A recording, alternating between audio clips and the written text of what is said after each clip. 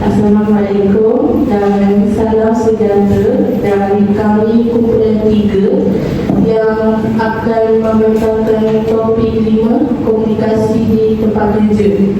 Terlebih dahulu saya ingin memperkenalkan diri saya dan rakan-rakan saya. Ada Al-Zahid, Rahmatullahi Sahara dan Juli Anya.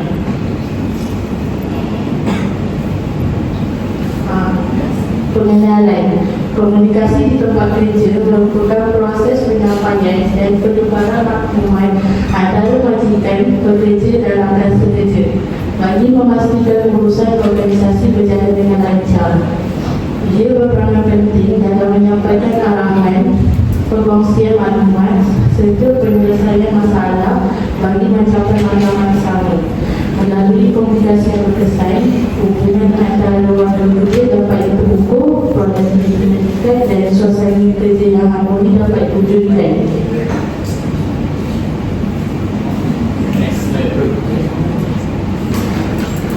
Tujuan komunikasi di tempat kerja: pertama, mempelajari atau mengajar sesuatu di tempat kerja.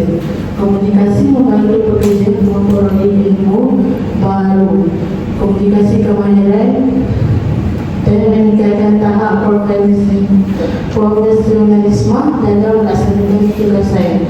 Kedua, mengenali tingkah laku sendiri dan orang lain. Melalui komunikasi, pekerja dapat memahami perbezaan personaliti dan gaya kerja rakan pekerja. Seterusnya, memupuk suasana kerja yang harmoni. Ketiga, berkomunikasi dengan baik dengan rakan kerja.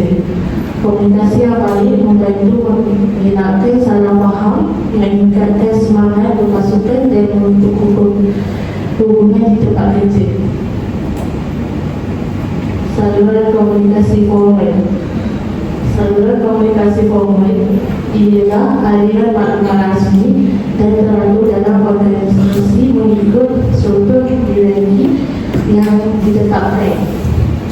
Ia membantu menyampaikan maklumat, arahan, laporan dan maklumatnya secara jelas serta sistematik. Ciri-ciri saluran komunikasi formal ada 3. Pertama, menggunakan saluran rasmi seperti memo, laporan, mesyuarat, surat dan email korporat. Kedua, tersusun dan mengikut hierarki organisasi. Ketiga, mempunyai prosedur dan kawalan bagi memastikan ini sampai kepada pihak yang betul. Pola komunikasi formal. Pertama, komunikasi menegak. Aliran maklum antara peringkat atasan dan bawahan dalam organisasi ke bawah. Maklumat daripada atasan kepada bawahan seperti arahan, polisi dan prosedur. Ke atas, maklumat daripada bawah kepada atasan seperti laporan, cadangan dan dokumen. Komunikasi mendadak berlaku antara pekerja atau pejabat peringkat yang sama bagi berkongsi maklumat, menyelahkan tugasan dan menyelesaikan masalah. Komunikasi pekerja menghubungkan pekerja antara peringkat atau jabatan berbeza untuk mempersempatkan penyampaian maklumat dan memupuk komunikasi terbuka.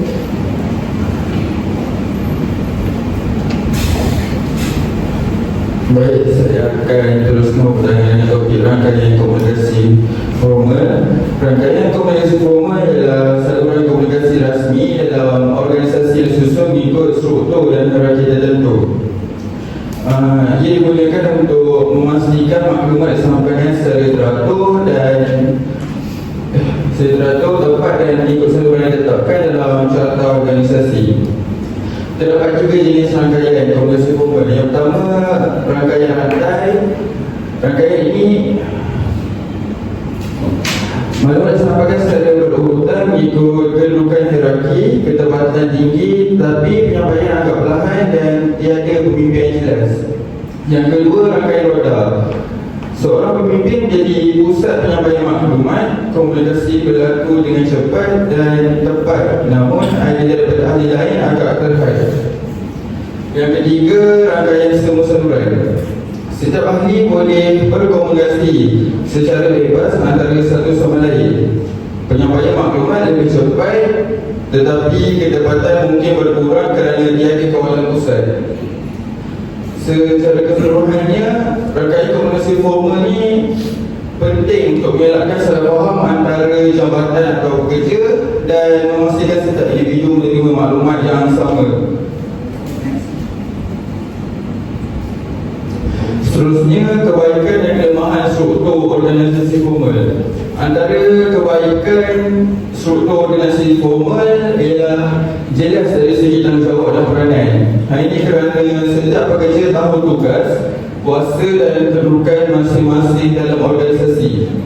Yang kedua, aliran komunikasi teratur dan sistematik. Kerana maklumat disampaikan melalui saluran rasmi yang telah ditetapkan dan dapat mengurangkan risiko salah faham. Yang ketiga adalah meningkat kesikapan pengurusan. Pembahagian tugas yang jelas membantu organisasi mencapai matlamat dengan lebih cepat dan tersusul. Manakala kelemahan yang pula adalah yang pertama, kurang fleksibiliti. Hanya kerana peraturan yang ketat boleh melambatkan proses, membuat keputusan atau tidak balas terhadap perubahan. Yang kedua, dia boleh menimbulkan jurang kuasa. Sebab perbezaan kedudukan boleh menyebabkan komunikasi dua hala antara atasan dan bawahan dia menjadi terhad. Yang ketiga, risiko salah tafsir maklumat. Apabila mesej melalui banyak peringkat, kemungkinan maklumat berubah atau salah faham akan lebih meningkat.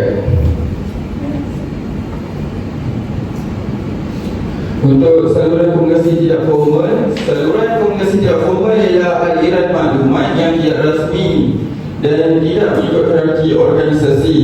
Biasanya berlaku secara spontan antara pekerja. Dia tidak tertulis dalam carta organisasi dan sering digunakan untuk berkongsi secara cepat dan bebas. Ada tiga ciri-ciri saluran komunikasi tidak formal. Yang pertama, ia berlaku tanpa peraturan atau prosedur rasmi. Yang kedua, dia bersifat bebas dan tidak dirancang. Yang ketiga, sering berlaku secara lisan, media sosial, sebab santai dan perbualan harian di tempat kerja.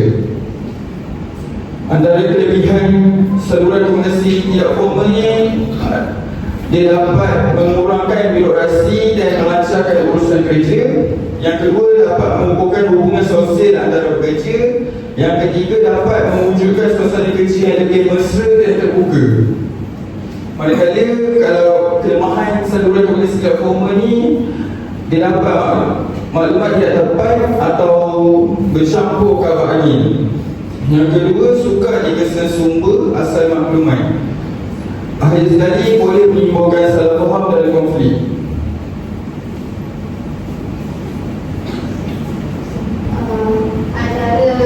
Seterusnya ialah rangkaian komunikasi tidak formal. Rangkaian komunikasi tidak formal merupakan pola atau corak penyebaran maklumat secara tidak rasmi dalam organisasi. Ia menunjukkan bagaimana maklumat mengalir antara individu dan komunikasi tidak formal. Antara jenis-jenis rangkaian, yang pertama ialah sistem seramtai, iaitu maklumat disampaikan dari seorang ke seorang secara berurutan. Maklumat cepat tersebar tetapi mudah beredar. Seterusnya, sistem mengumumkan. Seseorang menyebarkan maklumat menarik kepada ramai orang. Kadang tidak berkaitan dengan kerja dan boleh jadi sebagai kabar angin. Yang ketiga, sistem kebarangkalian. Maklumat disebar secara rawak dan bersasaran tertentu. Biasanya tidak penting dan tidak menarik minat. Yang seterusnya ialah sistem rumusan. Maklumat disampaikan oleh individu tertentu kepada beberapa orang pemilih. Ia berbentuk rangkaian yang tidak formal dan paling berpengaruh dan berkesan. Seterusnya, kelebihan dan kelemahan komunikasi tidak formal. Antara kelebihannya ialah dapat menyebarkan maklumat dengan cepat. Maklumat dapat bergerak dengan pantas tanpa perlu ikut prosedur atau saluran rasmi. Seterusnya, meningkatkan hubungan sosial pekerja. Dapat mewujudkan suasana kerja yang mesra, terbuka dan menyeratkan hubungan antara pekerja. Yang ketiga, fleksibel dan mudah menyesuaikan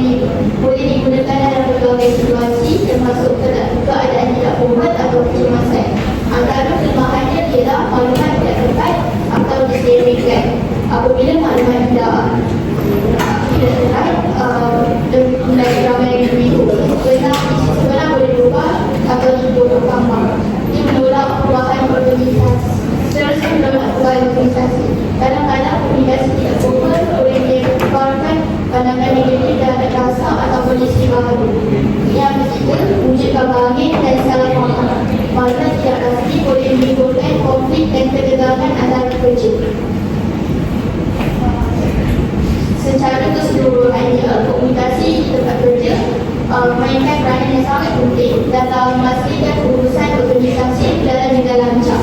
Melalui saluran dan rangkaian komunikasi formal, maklumat dapat disampaikan secara profesional dan tersusun. Manakala komunikasi tidak formal pula dapat membantu memperkukuhkan hubungan sosial dan mempercepatkan pengungsian maklumat. Gabungan kedua bentuk komunikasi ini dapat menjadikan organisasi lebih